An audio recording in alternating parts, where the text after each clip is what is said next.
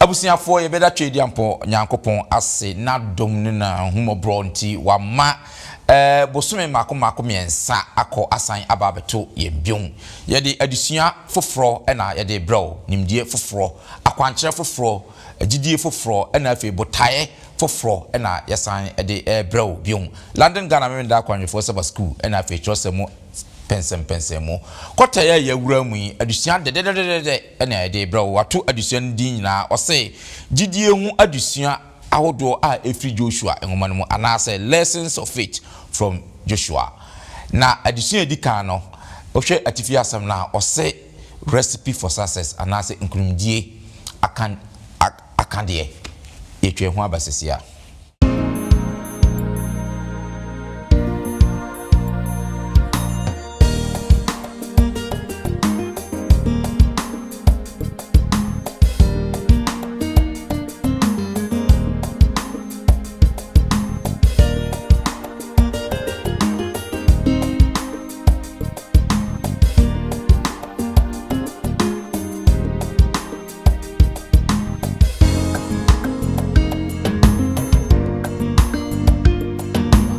na fi asase no nipa teso dada wokokun na wagisa asase no sembia nyankopon require of you na say mission bia oliver to anim say or require a reply. Be bold enough to even divide itself with the jam money inheritance. Na except nyankopon to make a Joshua say onye dey because at the end anim na nya asem keto. They are prudent ni che obi a odwen badwemba wo trase no enalase no susu niema ebe ma munyina akwaba na yede nchaso nkonso ede ebre munyinara enu yese sene bosome miense etwa mu no nyankopon ne mudi niye no sara na yenso nyankopon ene yen adiniye ewo hase yedi addition foforo na yede bro samre de ya free exodus ngoma no afide ye toaso sanse sisia Moses ko wodi na chi aja Joshua ye ba behwe de Joshua nso ewo emayen na maboafo no aye krado a omba beboa ma kota emu nyinara no ya hye adusua di kan eno ede abremo na ansana no ma yenkutie anwumomra sisia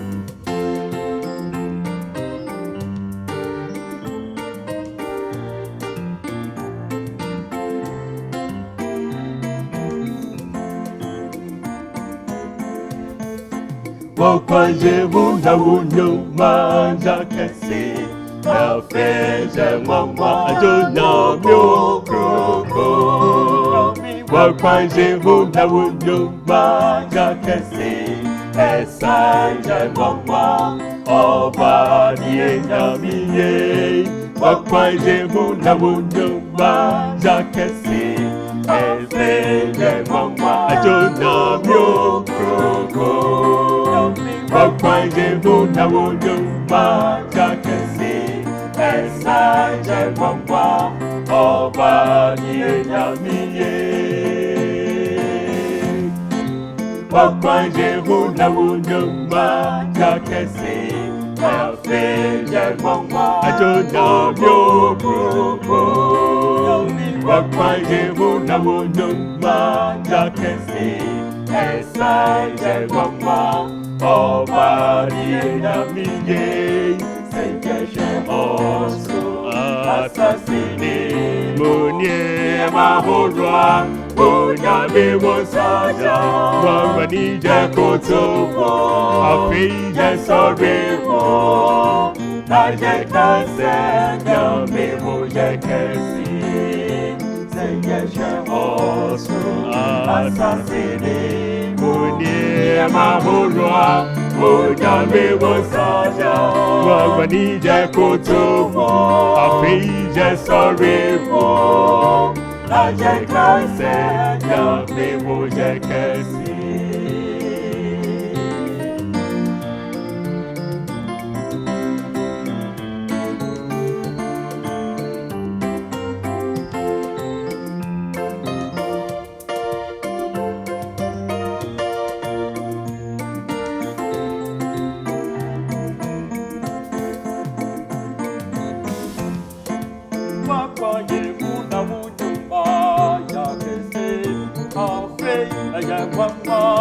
onyami kokoko wakwa yewo unyuma ya kese esa yewawa oba hadi nyamiye wakwa yewo na unyuma ya kese afe yewawa onyami kokoko wakwa yewo unyuma ya kese asa yewawa oba hadi nyamiye seye hoso asasini mu yamahodwa unyame wonsaya yakutu wo wangwani yesori wo na yakasa nyame wo yakesi seye hoso asasini mu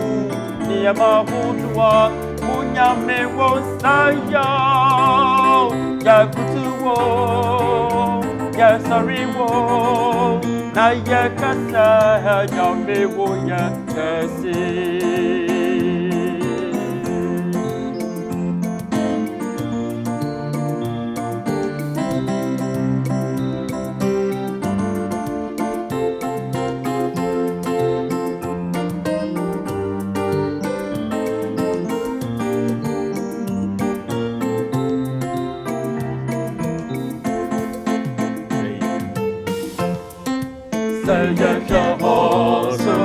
asasini muni yamahulwa unyame wonsaya wangwani yakutumo yesoriwo na yekase nyame mujekesi seyeshe hoso asasini muni yamahulwa unyame wonsaya wangwani yakutumo yesoriwo na yekase nyame mujekesi seyeshe hoso asasini muni mahulwa unyame wonsaya wangwani yakutumo yesoriwo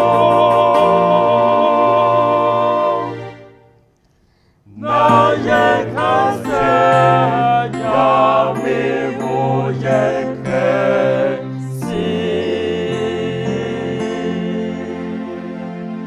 yeda enyum tufoko yi ase enwuma omde adi yen adisua ye mu ede amaye mefasa kwanya na maboafo a omobeboa na edisa adisua ede abrem no mayi omde akyere mu na fe wi yehwe yadisua ni mu balansa na no mamemfa asede a emu ode emfama 3ABN Ghana TV na fe Hope TV Ghana sadma kuyi na omofa edwumade ye ya omde omuyi kyere wi ase afana nyinara se na beya obi ebetimi atie bi no so anya adwensastra no abaye onyankopon edia enam se wo mfidie miemia mu ne omune ye no eyisikasem ntia ya na omho ta kyerɛ mo kakra ankrankra na yi ntobade bo mu mfidie mu ntise wo hwɛ na wutie na se wo pese oboa omo sa kwan yiso a misro hwɛ yemfoni na ni one number eguso fana frɛ obi beje wo so kakra bia obetimi no fa bo asa adwuma ko mienu yi na onyankopon ebe hraw miwie ni saade a na midi mani be kyerɛ fidie mu ase na fe abusiafo mo me nkyɛn a mbabo amede adisua bi abram mayi o ma kyerɛ wi a na fe yahwɛ adisua mede mo somfo Bismarck Mensa enne ye wadom mesan ewo pani Harry intim eka me ho wa ase pani ye mo akaba no abisa da se ye tonsafro watimi aba me komani mu a opani kyerɛ so na ete ehonsa na do na afrɛ no elder akoko kyerɛ na eto no opani kyerɛ ye mo akaba me da se and then so ye tonsafro watimi aba na fe me ko mani mu a sister Agnes Teten so na ete ehono sage ye mo akaba me da se and then so ye tonsafro watimi aba na fe ni odi eto no ha no elder Dr. Alex Collins Alpha and eto no era ye mo akaba ni abesma me da se munyina ye tonsafro mo motimi odo abebo odomu ene na ye bekati ene na mama sister ge abompaye amaye acha bompaye Enyamini abankasa na nso yɛda wase. Yɛda wase sɛ wadom de yɛbɛhyɛ kɔta fofase. Joshua ho nsɛm na yɛbɛsua. Yɛsrɛ sɛ boɛ. Ma yɛnsua ne kɔ. Yɛ kama yɛnkasa ne nyɛ sa. Ma tiefo nso nyɛ tiefo ayɛfo. Na aboa boy ahyɛ yɛden. Kɔpem sɛ ɔbɛba bɛfa yɛkɔ ɛwɔ Yesu din mu nti. Amen. Amen. Great. The whole of this quarter, abusiafo anche bia and our last quarter, the book of Exodus. Na ye aniji say ye toaswa omode babia Moses this year no.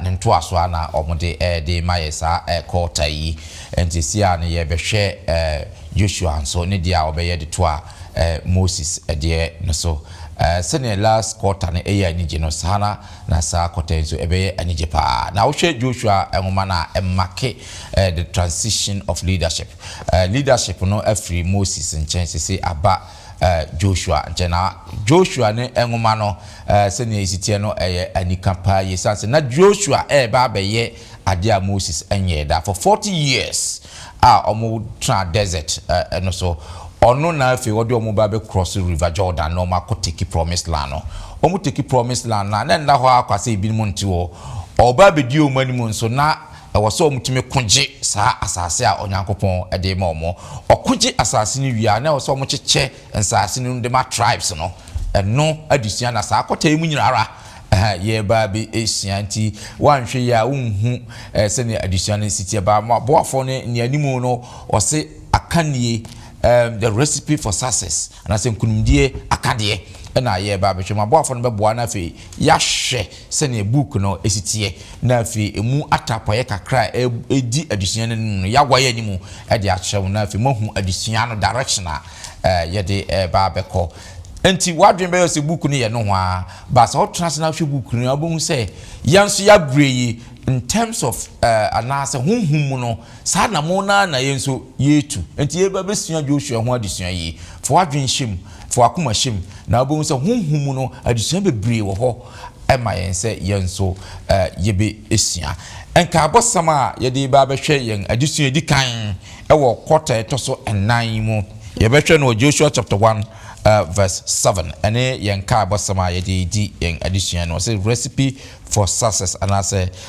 nkunumdie akande ne ya caption no nka bosam no Joshua chapter 1 verse 7 Osim nhwara na enye din na ye nampa na hwedi imra mishe makwa Mose no nyina so imfiri hu nko nifa anabenkum na de obekro nyina wadiye amen. Amen. Great. And that's it. As gay said, working kind at the amaye. And this year, no, the book of Joshua, no, say it's mark a new possibilities. I will say Moses, Odi Israel name for 40 years. Say Moses ababe abakosem. Say no, Joshua and afe oba bedi Israel for no enim na afe promised land no. Omatimi akọ occupy so ye be hwe ni animu adesua na afi ya hwe ni ahu Joshua no krampo ono ne hwan na afi ya hwe ni book na nkasa se ne structure no esitie na afi adesua kakra wo ni animu yi yesua na afi yatimi ahu the direction of adesua ye ba be na afi hunhum adesua so e wo se yenya wo mu no enso ya hwe na afi yanya enti the first one osi a new Moses foforo me pese akenkan bibi wo Deuteronomy chapter 18 verse 15 to 22 yenhwe bibi ewo Deuteronomy chapter 18 verse 15 to 22 abra ye hye yen addition yasi Deuteronomy 18 15 to 22 no asi onti onyankopon difo no odifo a ofri mumu a ofri unuanu mu tisem me na Awurade onyankopon be ma no so amawo ono na muntie nu sede obisa Awurade onyankopon wo Horeb adwabo da no se ma menti Awurade me nyankopon ni bio na ma me hu oja kase yi bio na mangu ano na Awurade ka kire me se de wakwa no ne waka no yie mema odifo a mama won nuanu mu sewo na me de mensem behye nanumu na waka de mehye no nyina atwere won na ebeba se obiara ontie mensem a obeka no medim no me na mebisa no ne ho na odifo no na odifo a obema ne ho so aka asem bi medim no a menhye no se onka ne de obeka se anyame foforo dimu na ne obeka se anyame foforo dimu no odifo no kun no bewu ebi a obeka no wakoma mu se ebeye den na obehunu asema Awurade nkan no ene se de odifo no kasa Awurade dimu no asem no anya ho ana amemua na asem no mfi Awurade ahokyere na odifo no de kaye insuro no amen. Great. Obeni tre yen share background ya what ya maye or they started from Deuteronomy. Now share the election of Joshua what the kind amasa background we osha na adwen poben no pese nya fa odifo what they started time Moses ni wua ene difo obeba no what started my characteristics be before Joshua yenti ase say a new Moses and no crazy way a new Moses all along no Joshua edi Moses a wo sia na namo one no na kohu ekoko hie Awurade ma Awurade kasa kire no nema bebre baby owo bia no Moses ne cheta mun fan say one the nearest general no one nenam that's right na adisua no person ka kire say Joshua ye new Moses no one hwan yesua Moses hu ne ma bebre na obia na nyame efa na mana bedi na safo anim no eso ye nipa wo ye training ni oye nipa eso ye courageous owakokodro oye obi a wotie nyame asem oye obi a de nyame aka no fa bi nka ho ene ne tese ye kae no o se nipa na meyina mana ba no Mose na eka wo ye o nipa na nyame be yina mana ba no onu nyame kasa kire efa Moses mu se asem bi a meka kire na obeka bi ebebem na so bi kofa nyame foforo bi eba na obeka sem bi na amemu a na mfirimi Awurade ekum na ese yedai yekuno enti new Moses na wo ba no ese hu se ye expect se de Moses tie Awurade asem se de odi Awurade asem ye adwuma se de nani ku Awurade ho ema ho se duru ba bi kura wo se Awurade se obe kum wo mo de ene eme Moses kumi na ye nipa foforo efa hye wo mana eja ahania de sua no new Moses na wo ba no how is he going to act so obeti Awurade asem so obeya so brachi am Awurade there be enu na Awurade no ehun se Joshua na wadi Moses chi mfi hia bebre no wo ye obi ana komam ni na dwum nyina nyame honhom na edai ahye no ma eninti no se nyame so obeyi no a eninti na Moses kan se onyame na abeyi a prophet like me nyame na yi o na Israel for no na kogina o ka se ya ye pe Joshua there be onyame na hwa komam onyame na hwe nipa dwene mu oni nim se de be se oni nim ti se de na Mose eko na me se Mose de Israel for no be ko akoduru Canaan na wantimi anfo manko no de obeto aso no eso ye adwuma Mose ye no pepe there should be no deviation se de Mose kan ye ni nyina no ese ye de ebem enti wo se to follow a good leader no etona bi aye den but with God's choosing no tem bia ne nipa no ubonse nyame akare na koma wo hwe na dwene mu ahwe na komam wonim de eso obetimi aye ne de ontimi nyina eti nyame na afre no wo hwe Moses nyame na afre no Joshua so nyame na afre no eno ka kire Moses se wo nhira no na sa abre Moses beko Israel for raho enti nyame ese wo ma wo mu leader bia obeye te se Moses pepe obe act te se Moses no mo so nya wresimu edai ewo no mu enti no so wukọ Deuteronomy chapter 11 hono odika kan se munim sa Joshua ya wo be mi Moses se me nyame kokasa na Israel fo ni nyina edwane no Moses de Joshua de no edai ogina ho obi o gidie o wa wresimu onyame mu enti wo back Moses turoro de atoso mienu emi ehun se obeye good leader and say emra wo yi 12 spies no ma wo ko spy at the land of Canaan enipa na ba enipa du mienu edusi da bi nkrofo de ntimi na omo nyedai enko nanso Joshua original wo me mienu Caleb ne Joshua wo se wey sa nkrofo mo me enko ye de wo be ye hanama yese wo me ye duane ma ye kura wo gina pintin out of a no wo gina pintin ma nyame asem. This is a good leader. That's right. Tise Moses pepepe eni ntino onyame so hwa ohun ene wo se he is full of spirits. That's right. Nyame honhom ne yedai ewo do so ene wo nyansa nimde wo se wo wisdom.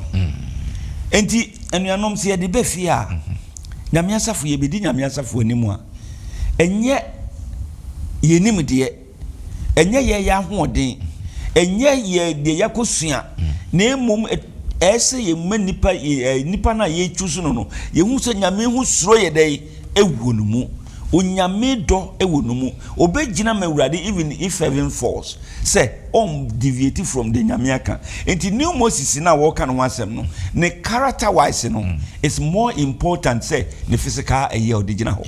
Enti na ese hu say a new Moses na wo ba no he was just like Moses. That's right.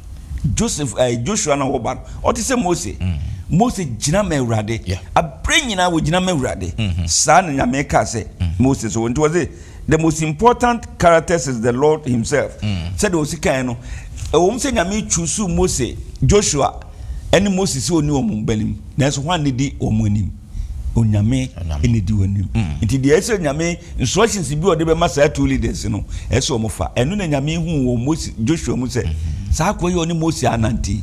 Se me de sadwumadi ma no a obeti me de me ma no akroso akọ Canaan. Me da se say da wa fa bre na wa bibi mu na fe wa ye hu Joshua se ne Onyankopon yi no na fe se ne ne su esitie ene okwan a Nyankopon fa so eyi na busafo se opese hu Joshua yi pa se ne hu ye no se otwe Exodus chapter 33 verse 11 se okaya dusia yesu atwa mu no ono na time a yesi sa tent of meeting no se Moses ne Nyankopon ko kasa wie na se ofiri na aka Joshua ohonomo Joshua ena sa spice na elder kan ye no so kan Numbers chapter 14 verse 6 13 na 38 na onna sa spice dumienu na esumom so monkwan kohwe kwan ekro no so no no mo dey report by no Caleb ni sa Joshua we ena ka se da bi omhoden de omososo nanso yenko ye betimi akon age o mama Nyankopon promise ye say omo mienu pe na out of 12 no o betimi akọ the promise land. Enti Joshua ena say Moses ikosoro ho na ofa na kan ho abro bi edwane na Joshua gina ho no mo. Enti Joshua right from the onset no unse owo character bia na wodi ne kandinia na ye pa no ho asem ena ye ba be hwe kwan ofa so a olidi Israel for no me da say elder wa ye ne sa ede maye afi yento aso na afi yenhwe the structure se ne woma no ne tofa bono ne woma ne se ne esitie ose cross take divide serve ana se twansuo no fa chichemu na afi som yan kan bibi wo Joshua chapter 1 verse 1 to 9 no yenhwe nsama ewo hono tewaso pa na se wo chorosoma for chorosoma na bio Joshua enwoma ne etire baako yimu baako ekopen enkro no ti asema ewo ho Atifia Samson Onyankopon yi Joshua na wokyere ne dia onye. Ose na Awurade akọ Moses wo atiri no. Awurade ka kyerɛ na mba Joshua. Moses somfo ne sɛ makọ Moses awu. Afi so ritwa Jordan yi. Na wone oman yi nyina nkɔ asase a mede rema won. Israel for no so. Baabi a monan betia no. Mo na mede bema mo. Sɛ de me ka kyerɛ Moses no. Efri Israel no so ne Lebanon yi hu de ko asuo kase no asibontin Euphrates ano hetifo asase nyina de kosi epo kase no ano wode owia koto hona enya mohye biara mi nyina wanim wonkwa na nyina sɛdeɛ medi Moses tiri no saaro na medi wachiri merempawo na merenyawo onhu inya din na yenam na wona wobeche asase a meka won ajanom entam se mede bema won mu ama omanyi onhu ara na enya din na yenam pa na hwedi imra Michelle Makwa Mose ni nyina so. Mfiri hu nko nifa anabenkum. Na de obekro nyina wadi yie. Emma emra nwoma yi mfiri wanumu. Na dwene hu awiane anajo. Na wahwe ayese de watwre no wo mu nyina tie no. Enu na wo kwan beye dwuwuno. Na enu na ebesi wuye verse 9. Menshare wo se ye den na ye nam. Insuro na ma wakoma into ana. Efise Erade Onyankopon di wachi dia wokro nyina. Amen. Amen. I think so this particular verse is Krampuma who say enyuntofo bebre e dia ye enyoma omoto merempa ba Erade di wanim Joshua is echoing in my mind. Say my musicians bebre dey the structure of the book of Joshua no seems as our opening chapters ye abie yani ama yehu sene Joshua ne dwumadie esitie Harry wadwen ye wo sen e wo sade that's it. You share the first chapters of Joshua. You who the whole structure say a mission bia or twice mission Nyankopon na promise Nyankopon de man Israelites for to see about Joshua so twice. Then the mission na e wo na fi na we breaking it down amano. And in the breakdown on your who say cross. Not just say what starting mission here breaking it down now say well first step in say so we cross the Jordan. That's right. We now to me cross the Jordan we are next step and he say we be take Canaan. We take Canaan so I will next say we divide land no ama Israel tribes ni na. We so a memra no fire adwuma and Emma Israel for no sun fendi wachi. And A7. And A7 no. So you share additional question ebe cheche muni na into a but to your brabo ho a asembia Nyankopon require of you and answer mission be or be to anim say no or require a reply from you.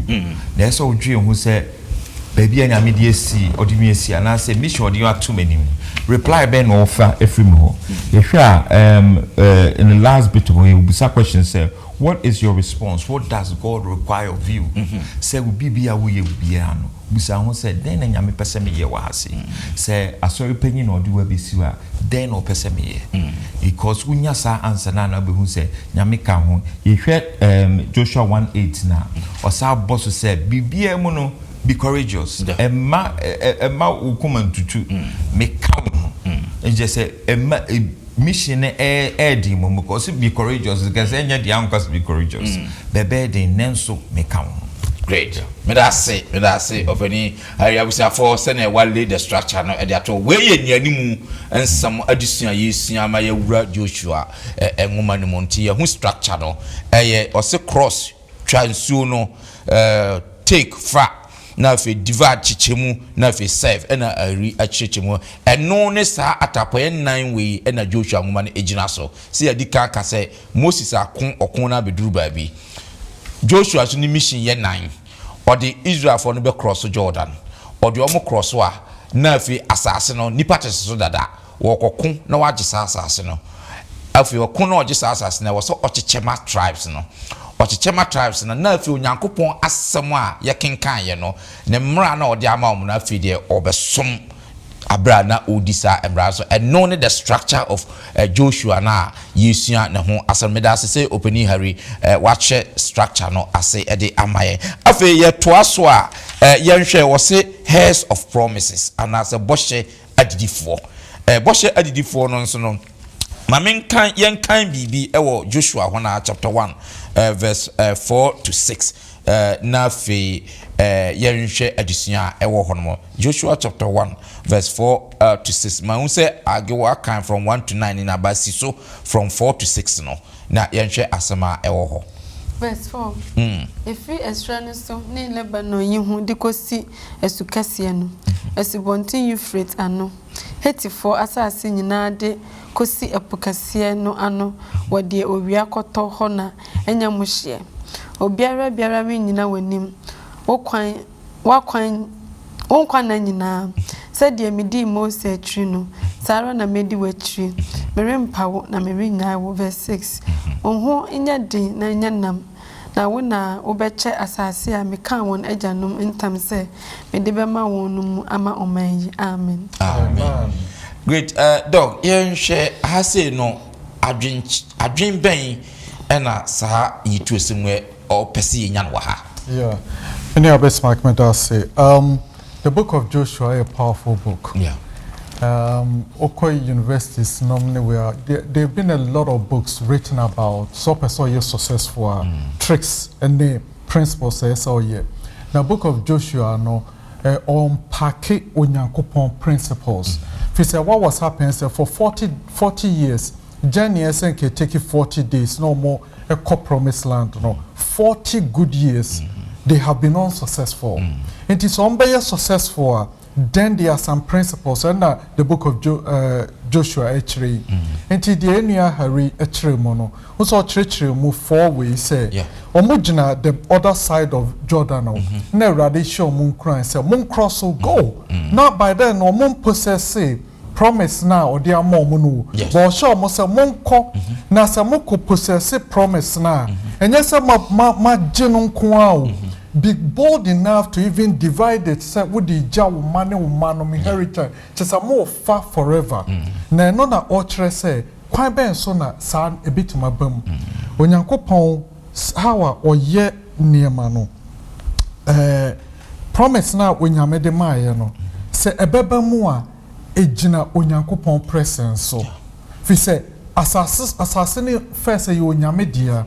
And all the ma Israel for no. It is all the man Israel for now. On betima possess for 1 year. But on be possess for the second year, the third year, and the way. And you say onyankopon presence war. As long as God's presence is there, no. And I'm so no any dia no. Obi entimu ma jim free Israel for no term. And onyankopon chro mo say, dear ebema I stay with you. Dear ebema me presence de biane say, mo be di masem so. That is where the secret comes in. Say, the boss go and claim it. Na se mu claim na mbeto aswa. Obey my commandments and I will stay with you. And as long as I stay with you, then you have it forever. That's right. Odofo awuchie. So wo hwe Bible ma onyankopon the promises be brain egu Bible mo. O say minimum adwen abedwen fam ho. Adwen onyame dwen fam o say ye bedi ye bibia ye be ye bia koso. Bible mo is packed with promises. Onyankopon was special promise for one soul life. Now so sometimes when you're careful and promise and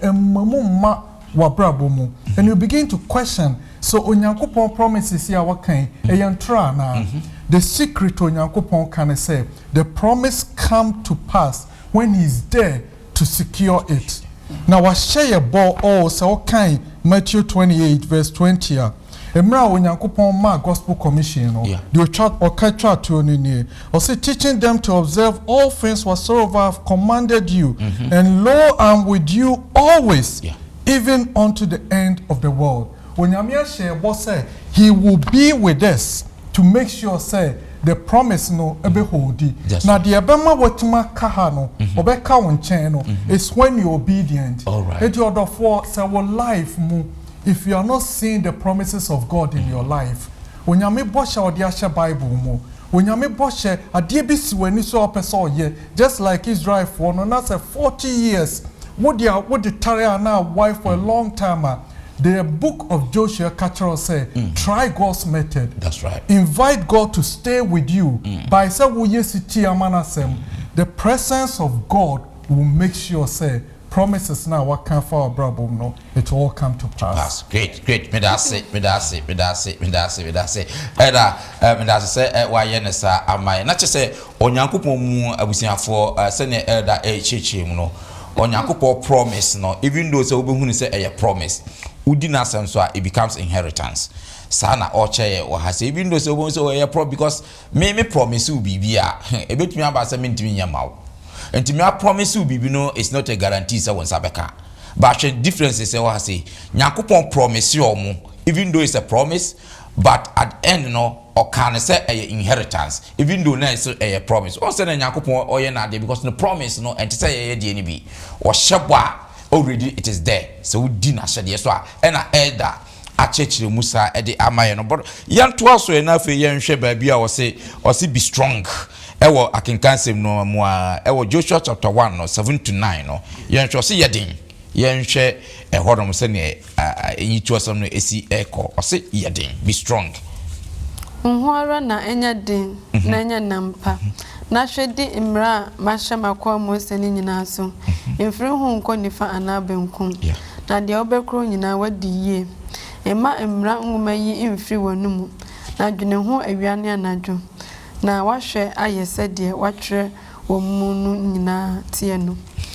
na eno na wo kwan beye dwodwo yes na eno na ebesi wuye pacha me ko sisen 9 verse 9 me share we say yedin na yenam insuro na ema wakoma into ana if you say Erade wonyankopon di wachi dia wore kro nyina amen amen wait am say we there akewa na ka me bisa nyankopon keep repeating yedin na yenam me share say yedin na yenam I say no entiasian anything yes mag me da say yes baby otu for bonu na we hia ni pa entiasa me be kata yedin na kire say bibi we ni ma yedin se wanya akokodura anya ade bia obetimi aye na ye ne anim se dwumadi ane wo Joshua nim na anya asem keto abakosem kire se ken na fo no na omo wos na omo asisi no na anya ade nipa etimi penetrate ana nkofo na omo ti asase no so ni e train omo se omo ye ntokwakonfo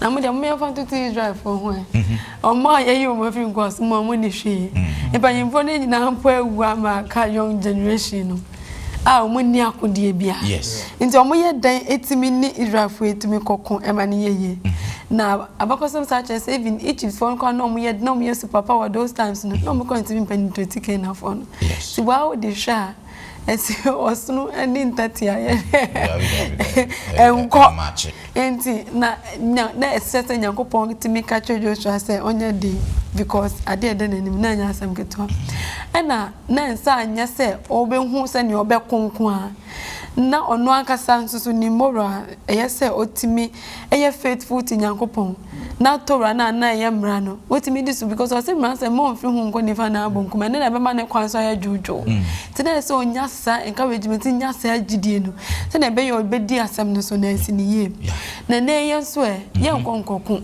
na edi nkunim enti dan na be boaye ama yenso ne yetimi edi nyame asem sama na ye to ma ya kan kan sem mo Ephesians chapter 6 verses 10 to 18 we pasa mechanic quick the time say hu from atamfo the idea tire no moma mo ho enya din Erade ne na ho odin tumi mu mo hye nyankopon akodie nyina na mo atimi agina ne obonsam na ede asie efise enya ye ni moja ene hunam na enya na imom ye ni mpaninie ni tumidie ni wiase yisumu etumfo ni ahumoni a ewosoro honom ye yinti mo hye nyankopon akodie no nyina na mo atimi agina edabone no mu na monye ni nyina awie a mo agina ho enti mo nyina ho momfa nokra mmom asene na mo hye tenene nkatabo na momfa asumdwe asempa no ho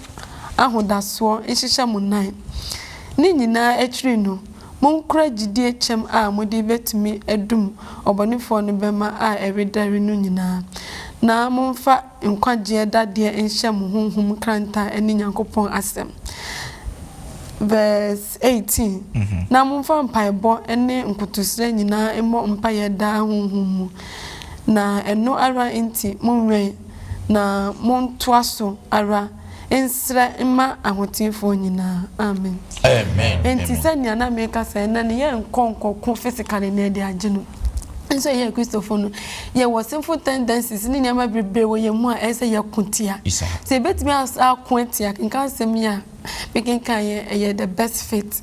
Nti ye say ye Christopher ye ne nyame pe ye mpaebɔ for ye ka no kra ntama nyame akeka mo hani na ye de be ka ho ya brabo ho say ye be ye Christopher ye betimi aye te say na Joshua ye no nti na na masem bisa ne say e be de ne yetimi agina te say na Joshua ye because e to de be ho no ma asem ne ye din na say wo ko je onya popular because say wo ko na ni wana ngo na ye holy ye be twetwe nti be de na watimi agina ti ye fa nyame asem so gina say ne Joshua nyame asha ne din say onyina no just say odi so na wa kon se be jojo e bia na wiase mu ha de ye nya ne jo because wo ya papa ne mpo e na wo nya ha wo kese but jojo kese a eye osurufi a nyame baba fa ya kono ono ne eye ensi ya ni so say nyame asem ne be ye adwuma e wo se ne ye betumi bia a nyame ahye ye bia no ono se ne okache jojo asem ma onsuro no okache me no ne so say ma ye nsuro ye nyina pinti na nya no kredifo mfa ma nyame na wiye no ye benya nkunimdie amen me da se sister Agwaya de pa wa bie mu ama yanya emu ntiase na adisuane na wiye no wo se wodi ni nkunimdie prosperous and successful yen hwe because yen understanding of say obidi wiasimu ye die no any se ne trust them eka say obidi ni success no any nkunimdie no mepese ye be kinkan sem bi kakra ansa na mama opini kire abamu ne yen hwe se ne trust them no description bi wa ansa na yakasa first of all yen hwe Genesis chapter 24 verse 40. Genesis chapter 24 verse 40. You begin so you be kwa Isaiah 53 verse 10. Now if you have Psalm 1 Genesis verse 1 to 3. First, yes, Genesis 24 verse 40. So we share now so far trust them no be Genesis chapter 24 verse 40. Yen share or mention success or yen share name related to success no. Verse 40. Now catch me say Erade me my enim no besuma no bofo aka wo ho na wama wo kwan so aye jojo na wako ware yire wo mebusuo mu ne megefie abrami ba. Verse 14 no. Verse 14 no. Great. Now if you call Isaiah chapter 53 verse 10. Na eye Erade pese odwre no na obo no yade na onya de nekra to ho ye asudie afodia obehunu nasefo nena beware na de eye Erade pe beye yewo ninsem. Verse 10 no. Verse 10 no na fe wahuri akan Psalm 1 verse 1 to 3. Psalm 1 verse 1 to 3. Instrani onipa onante obonifo aginamu na onyina ne bonyefo kwanso na ontena fedifo tena bia na imom na niji Erade mra ho na wodwene ho awiane anajo. Verse 3. Otise dua etim esubonten ho a eso naba ni bremu na han empo na de oye nyina bewie. Amen. Amen. Yonti eda o hwe ayitu asem ya yakinkan in terms of say udiye so o kinkan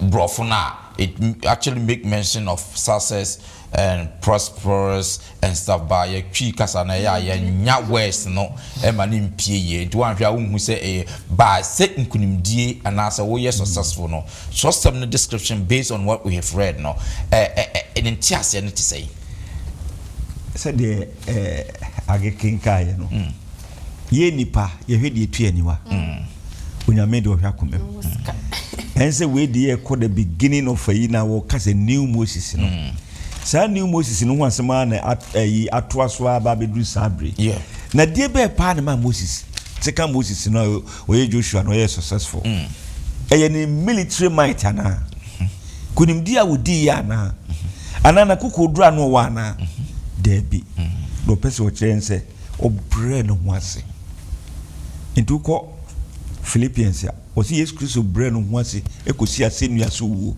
mpo ofa kwate bia e de to no ho so eno na reflect wo Isaiah 53:10 ho no se obre no ho ase ahobrase ni ntino nyame so amma ne so no de niema nyina ye dai ama no siema onyame honhom no di en kai a Tempia, ye be yen kunim difo. Test your digdi ka wo Isaiah Psalm 1 verse 1 to 3 no. Eye me de pay yi. O si nhira ne obi a won tena of abonefo de ejina kwan so. Na wo twe ne ho firi wo mo. Yes. Wo no Nyankopɔn mo na say aye from. Emre nipa bi nipa nyina bebu se o we de won sabe. Na so kumemu ni adwene ni niye mu no. Wa fa onyame sunu a wo de ye adwuma. Anything na tambia no say eduru bra memfa say nominating committee a ya na yeta ye induction samo kono hwe wo mu a wo mu wanyam suro wo mu nyame honhom ye de ehye wo mu abre ye ho ase wo mu eya wo nyame su ewo mu na wo mu ye eye badwema o yusu we de bi ha wo say they are prudent ni che obi a odwen badwema wo trase no analyze no susu niema no de ye adwuma and also say wise onim nyansa enipa onim sa niema we no na nyame ani so no ye beka say he is successful.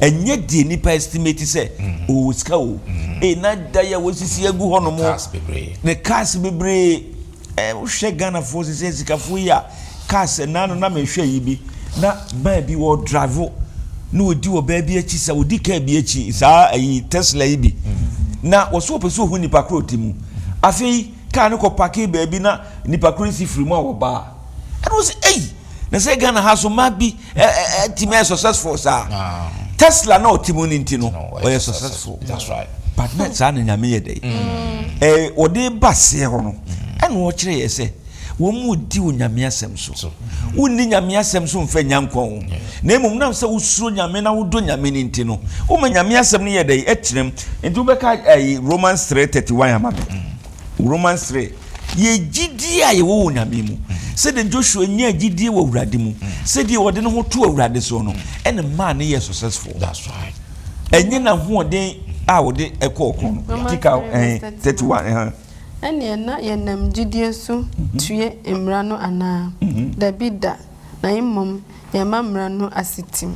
Amen. Eni tu nyame asem bi obeka kire nyame enum asem bia na yemra maye enti ye ni sa wo nyame asem no so ne mra no so enya nkwa na emumra edi ye ho to no so hwe Joshua enkunim di odi ye Mose ntimi afo ma nkroso na se na oni ahode nyame ne ka se koda na emum Joshua ba ye no no do mbe kroso se de yesu anyina nyame ka chen so wo kroso wi a no aye dai no wa chiche no aye dai na wa dai wa sumo mu wenum nyina na Joshua de na komato ho eti ne the secret of his success no na ye no obedience or the day o de ma nyame asem o tren nyame mu ma nyame direct no na de nyame be kan bia baabi wo ka se nyame se baabi a una be sie bia no de ho be ma nyame amfa ama no o de ma no eni ti enuanom mu menye obedient ni ti o nyame asem en ne be ma ye nkunimdifo yo me that was well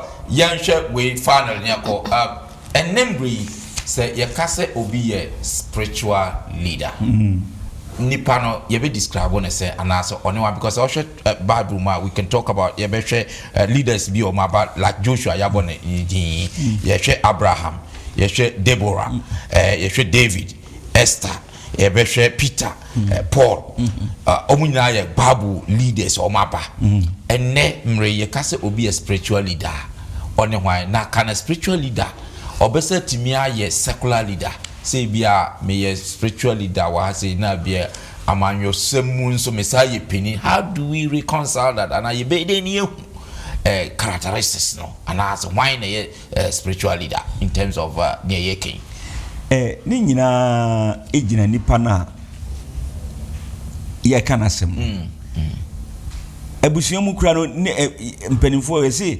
ye wo hene na opani ye dey e wo fie eninti no de adesua person okire nyina ne se o person ye spiritual leader enu doesn't stop you so betimi aye okandifo so wo busuam ana wo fie e say ni nyina ye subankro na wo da the bar na ye de besusu wo no ene wo suban enye position na wo no position no doesn't define you. Okay. Na emu suba no a eti umu no. Okay. Onyame suba no eti umu na define wa me ehu se we your candifo papa na onyo candifo.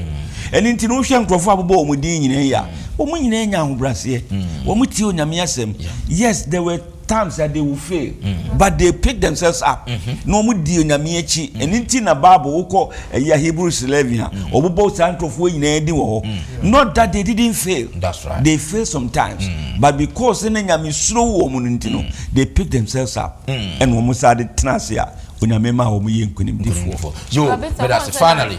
And say no come a spiritual father no a bit different from this in yes as spiritual father saka nipa no so ade on be kan eno no de ye na djuma ono de on fa na adwene nya djuma spiritual father say yes ani bi na eka na Bible say by their fruits you shall know them into obi also ye spiritual na di nya me echu no oni ye kenkan sem wo Deuteronomy no say asam na obe kan sam memu ana che say onye nya me di fo into nipa no asam no ka o de to Bible no ho na say tie nya me asam na spiritual father chronishwe ni ye enti obi anya obi special bia na ebe yi na say we do spiritual wo tie nya me asam no na wo kenkan na wo de ye adwuma na nya me honhom so e ba so great the spiritual fathers no o kana mbam wo for kwan bi so for so say bibam ya samu tumi sa de na amfa ba o ka ma ya sa fa na say aye great madam was say additional abo emu animu ana say the introductory lesson na ye de abre wono ti at least ya hu book no sending ntiche mu esite ya hu who Joshua yi osi etiafe next week no ye ba be next week this one is so wonderful so powerful papa fat me you hum from de papa me kan kakra no me say next week ne powerful entino ye be twen next week there no onyankopon enhira mo babia mo wo biara no si trust na me ma hari enhira this year no so am I Brother Dasi so wamaya baha say yembisia wadie no wamaya nyansa ide pense mu ama fofra timatiase show se baby ekubia wankasa se die nimu ni refie bia mu a wopese eko na wasem ne nko akire se de wopese eko na mantiase krapa yentiase intimi ndu se busia ne se ndu nipa kro. Yes, we all the very 60. Amen. Amen.